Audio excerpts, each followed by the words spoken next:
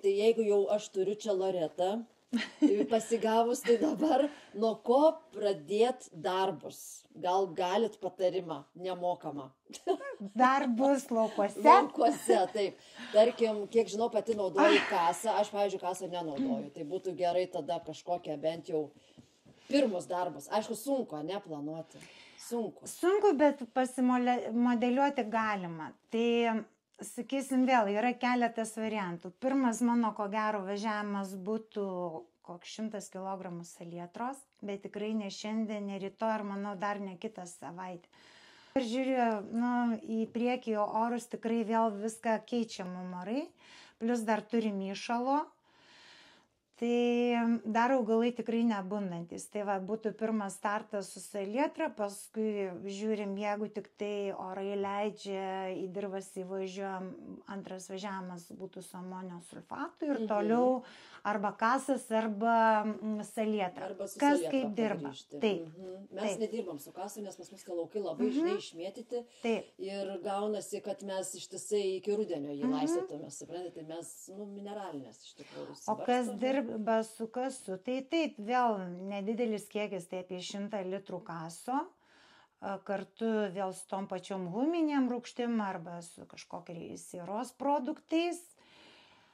Tada ką pralaukiam, vėl žiūrim kaip orai ir strateguojam, ar sulfatas, ar važiuojam su didesnė kaso antrą normą. Tai čia labai priklauso individualiai nuo kiekvieno ūkio, kaip sakau, nuvažiuoji ir ten paskui jau dėlioji. Nu taip. Pagal situaciją ir pasėlio pačią būklę. Dar vienas toksai klausimas vis man rūpintis. Ūkiai, kai kurie, aišku, ūkiai renkasi purkšti su herbicidinį purškimą pavasarį. Iš rudens stengiasi jau nebe purkšti netgi. Aš, pavyzdžiui, pastebėjus asmeniškai, aš purškiu į rudenį ir dar perpurškiu, žinokit, pavasarį. Čia geriausiai man pasiteisina, bet va ūkiai kažkaip, matai, vėlyva ta sėja būna, tarkim, aš taip logiškai gal dėliočiau, ne? Ir dėl to gal nereikia purkšti, ne, iš rudens, tada jau pavasarį puola. Bet ar čia teisinga? Šiaip ne. Tikrai rekomenduočiau rudeninius purškimus, ypač laukuose, kur mes turim smilguolės pašiaušėlio, nes turim didelį atsparumą herbicidų, būtent šitom piktžolėm. Taip. Ir šiandien dienai rudeniniai purškimai tikrai yra efektyvūs, bet matai kaip yra, bet kuriuo atveju pavasarį pakartoti tikrai reikia. Nes vėl čia Lietuva atrodo nedidelė, bet labai skirtingai ir ta drėgmė pas mus pasiskirsčius. Pavyzdžiui, pas mus rudenį pakankamai ilgai buvo sausa. Tai tų dirvinių herbicidų veiksmingumas vėl nebuvo 100%. Tai va, bet kuriuo atveju mums tai pakartoti reikės, bet aš toj vietoj nematau problemos. Tik tai tikrai ūkiuos, kuriuos konsultuoju, jeigu oro sąlygos leidžia, jeigu ūkininkas spėja, visą laiką rekomenduoju tai padaryti rudenį. Taip, vėlyvas sėjas yra rizikinga purkšti herbicidais, nes gali susilpninti žemkentiškumą augalų. Vėl, kad žinotume, jog ruduo ir ta žiema bus pakankamai šilta ir jie po to, sakysim, herbicido panaudojimo spės grįžti iš streso, tada kitas šneka būtų. Dabar žiema, žiūrėk, pažiūrėk šitą žiemą, neturėjom žiemos, ne? Iki vasario mėnesio. Taip, paskui buvo ir -20 netgi turėjo kažkas, tai šalčininkai gal? Vakar irgi šnekėjau su vienu ūkiu, panaudojo pakankamai vėlai herbicidą rapsuose ir vėlyvos sėjos. Važiuosiu pas tą ūkininką pasižiūrėti, sakė, 15 hektarų nebėra, tikrai žuvo. Nes matėsi, kad augalai buvo jau rudenį sustresavę labai, bet jiem padėti tikrai jau nieko mes nesiruošėm, kadangi buvo per žemos temperatūros purškimam, kad ir trąšų per lapus. Nes yra rekomendacijų įvairių, bet aš vėl šnekėsiu savo gamybinės patirties. Jeigu nėra saulėtų dienų, nėra oro temperatūros 10 laipsnių, geriau nepurkšt trąšų. Taip pat įsavinamumas yra labai silpnas. Vienu žodžiu, kad ir labai nori dirbti, bet žiūrim orus, ne? Kas be ko, nes reikia įvertinti visur ir santykinę drėgmę ir temperatūrą, nes mes esame vis dėlto ne tik ūkininkai, bet ir verslininkai. Ir turim uždirbti pagaliau gal kada pinigus nors. gal nepradėti mėtyti, ne, tai uždirbam, kiek leidžia. Jo, sąnaudą skaičiuoti, ne? Taip. O dabar, Loreta, dar toks dalykas, vat apie tas žemas kalbant. Aš, pavyzdžiui, susidėliojau taip, kad pirmu numeriu važiuoju su fungicidu. Taip. Tik tai, jau įvažiuoju, pasitrašuoju ir iškart su fungicidu. Nes kažkodėl įtariu, kad ligų tai bus, ojojoj, čia kai saulė pašvies. Po tokios žiemos. Pirmiausia, pas pačią atsiliuoti yra? Kai kur, nedaug. Tai nedaug, bet yra. Atsiliuotus tikrai reiktų atsižvelgti tai nes atsiliuoti tikrai į rudenį. Netgi sausio mėnesį vaikščiodama po savo bandymus, kviečių ir mokų bandymus stotyje radau ir tos pačios sektoriozės, ir rūdžių taškelių, bet vėl atsižvelgti reikia temperatūrą, nes ir fungicidam reikia temperatūros 12-15 laipsnių, kad jie veiktų efektyviai. Strategija tavo gera, tikrai. Labai gerai. Jo, bet gal pirmą bandyčiau augalus sustiprinti su maitinimu, o paskui jau eiti su fungicidais, nes ir fungicidai retsykiais, jeigu krenta dar naktim žemesnės temperatūros, augalus stresuoja ir veiksmingumas krinta. Taip. Mūsų Suvalkijos regione pasėliai daug labiau žali nei jūsų pusiai, bet čia dar tik pavasario pradžia. Tikiuosi, kad bus gerai, nes perteklinės drėgmės labai nėra, nors durpėje jau matosi žuvę pasėliai, ypač kviečiai gerai matėsi. Miežiai žieminiai, čia važiuojant autostradą. Nu, durpiai. Bet tai durpė, smėlis, taip, tie, kur traukia. O ten, kur tik sniego nebuvo, ir tikrai pašalimų turėsim, bet kiek dar sunku vertinti. Dabar, sakau, tas fosforas labai, ne, rūpimas klausimas, nes mūsų žemėse jo tikrai trūksta. Ir geriau purškiama ar geriau barstoma pavasarį, jeigu taip jau nagrinėti. Pavasarį geriau būtų purškiamas, nes išbarstytas trąšas mineralinės augalai tikrai azotą įsisavins. Kalijai bus drėgmės, kaip sakom, apie gal vidurį savo vegetacijos pasims, o fosforas iš vis yra mažai judrus elementas ir jisai šio sezono tikrai augalam nebus labai efektyvus ir veiksmingas. Tad geriausia... Nebent rudeniuje, jeigu ruoštumės sėjai. Tai dabar gali tada įsibarstyti, ne? Taip. Ir pamiršti. Azotą suvalgys, o fosforas, taip, kadangi pas pačiai yra neriminė žemdirbystė. 90%. Taip.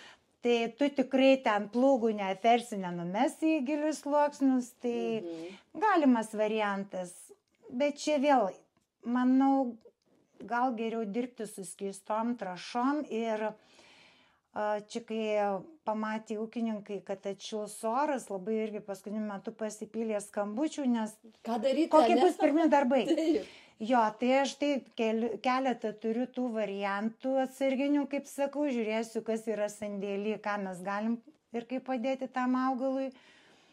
Bet jeigu tikrai bus šaltas pavasaris ir jis tampysis, tai gal netgi rekomenduosiu ne vieną, o 2 kartus panaudoti fosforą, nes dabar taip, jeigu grįžtume prie starter NPK grau, taip, tai jose yra bakterijos. Ankstyvą purškimą į ūkininkai galvotume daryti, bakterija veikti pradeda dirvožemį esant 10-15 laipsnių šilumos, dirvos temperatūros, taip. Tai gal aš pirmą tokį gaivinantį pasidaryčiau purškimą huminėm rūgštim ir skystom fosforo trąšom. Gal dar kokio amino rūgščių būtų galima įsidėti. O antrų važiavimų, kai jau būtų dirvožemio temperatūra aukštesnė, tada naudočiau mūsų tą starter grau. Tai pirmo važiavimo suaktyvintume šaknų sistemos augimą ir pačio augalo atsigavimą. taip pat tose huminėse esantis rūgštys dar paaktyvintų ir pačių mikroorganizmų pabudimą. Taip įvardysim. Taip. O paskui jau taip, kadangi starter dar grau irgi nepaminėjau, yra taip pat huminių rūgščių, tai vėl mes pamaitinsim esamas bakterijas ir dar papildomai įsileisim. O Loreta, jeigu, gal pavyzdžiui, tai bus efektyviau. aš naudojau iš rudens starter, grauant šitas trąšas. Tai dabar pavasarį jau kaip ir gal nereikėtų. Ne, tada tikrai nekartočiau šito varianto. Gal tiktų nehumusingose, nualintose dirvožėmės. Pakartoti, tarkim, ne? Aišku, ką mes rudenį išpurškėm, tos bakterijos per žiemą jos niekur nedingo, nes pasidaro nepalankios joms sąlygos vystytis ir ten toj terpėje augti, gyventi. Jos poreliuojasi, virsta į sporas ir taip sėkmingai pralaukia vėl tinkamų sąlygų. Bet sakau, jeigu yra nehumusingos, nualinti dirvožėmiai, tai būtų galima pakartoti. O jeigu jau panaudojom, su dirvožėmiais ten neturim didelių labai kažkokių problemų, tada, manau, huminės rūgštys ir fosforas būtų purškimas. To ir užtektų. Taip. Gal dar rapsų pasėliuose įsidėčiau truputėlį kalio, nedidelį kiekį irgi tam purškime būtų galima panaudoti borą su molibdenu. Tie 3 elementai būtų, kad dėl temperatūrų kaitos dienos ir nakties mums netrūkinėtų augalų ląstelės ir ten nepergyventume dėl plyšusių šaknų. Aišku, tai nėra 100%, bet tikrai galima susimažinti. Pernai turėjome mes tų, kaip jūs sakau, plyšusių stiebų, aš taip vadinu. Tai galima išvengti, sakau, ne 100%, bet manau, 80% tikrai galim susimažinti šitų padarinių, nes plyšų šaknis labai paskui greitai lenda per ją visi sukėlėjai. Taip, visos bėdos vienu žodžiu. Gerai, apie inobrasiką tai mes dabar pakalbėsim tik teoriškai, nes už lango oras dar neleidžia eiti mums ten knibinėti laukuose, ne? Galėtume eiti, bet nelabai ką matytume, nes dar yra įšalas. Ir tas atšalęs oras iš tikrųjų sustabdys augalų vegetaciją, tai net ant pačios šaknų sistemos nelabai kažką rasim, negalėsim pasimatuoti augaluose cukrų. Tie tokie vizualiniai pačiupinėjimai, vertinimai, tai dar manau savaitėlę, kokią gal dar 2 gali tek palaukti. Inobrasiką galiu tik tai pakomentuoti vėl savo pastebėjimų rudenį.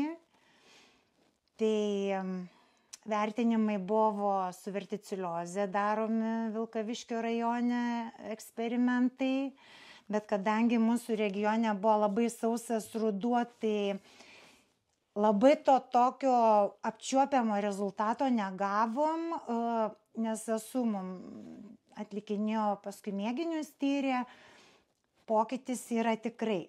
Veiksmingumą, manau, gal galėsim įvertinti geriau dabar pavasarį, kai gavo daugiau drėgmės, nes būtent grybinėm lygom reikia vandenio. Taip. Dėl augalų šaknų sistemos augimo, tai vėl 2 metai vykdomi tikslieji bandymai Rumokų stotyje ir rudenį pasėlius tikrinau.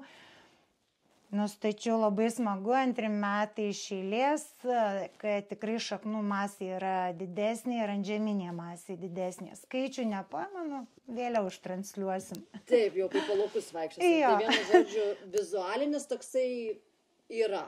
Taip, šiemet, kadangi vėl, truputį gal daugiau skirsim dėmesio žiedinių pumpurų formavimą, tokius morfologinius daugiau stebėjimus atliksim, nes atsiranda galimybių, mikroskopų įsigijom ir visą kitą, tai truputį dar giliau pasikraisios. Nes matai, pagrindinis klausimas ir būna, žinai, kaip pamatyti tą naudą arba tą derliaus priedą panaudojus, šiuo atveju konkrečiai inobrasiką, tarkim, ne? Tai čiagi visas mokslas, kaip sakė. Taip, ūkiuose tai kaip gali patikrinti, pasilikęs kontrolę ir tiksliai pasverdamas, kuldamas, bet čia patys žinom kaip orai. Jeigu žinom, kad ištisai sausa, tai bet vis tiek skubam kulti, nes saugiausia, kai grūdai būna sandėlyje, taip, paruodė. tada jau mes nebijom nieko. Tai dažniausia ūkiuose nepasiseka, bent ir man pačiai uždėjus bandymus, tiksliai paskui susverti, susižiūrėti.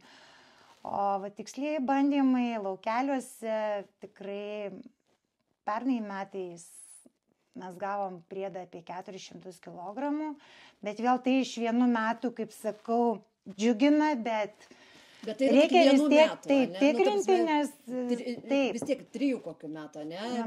Mažiausiai 3-5 metai idealu imti tuos vidurkius, nes vis tiek kinta klimatas, oro sąlygos nekontroliuojamos. Bet po metų 400 pliuso, 400 kg, jau labai daug, iš tikrųjų. Aš tikiuosi, kad ir šiais metais turėsim. Tai ką, mėly žiūrovai, kitą savaitę su Loreta bandom eiti į laukus ir bus jau reportažas iš laukų. Vaidinsim stirnas. Vaidinsim stirnas, taip. Iki. Iki.